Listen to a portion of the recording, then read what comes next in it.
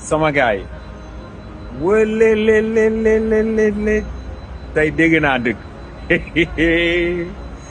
non te gaay ñu déglu ma ko be non tey lii moom bépp africain bépp sénégalais bu dégg lii da ngay xeex candidat président Macky Sall war nga am gàcc tey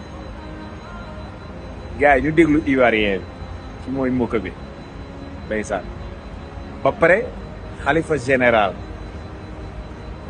Niassène nee na bind nañ lettre bu mag nee na ñu ngi soutenir candidat Macky Sall gars yi ñu déglu waa ji te partage na ko sénégalais yëpp déglu lii moom tontu na ñëpp ñiy taxawoon di sénégalais bokk ci yeneen partisan di xeex président Macky Sall ak candidature ñu déglu waa ji.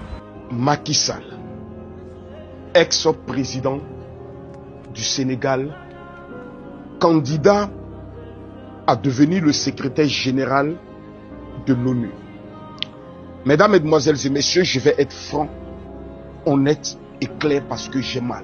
Et j'ai même très mal de constater que l'Afrique restera toujours un continent dernier, considéré comme étant un continent maudit.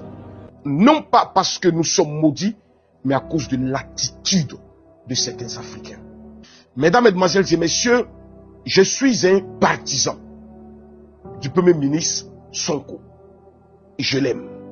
Parce que j'estime que les personnes qui sont toujours marginalisées, qui sont toujours victimes, je me mets toujours de leur côté.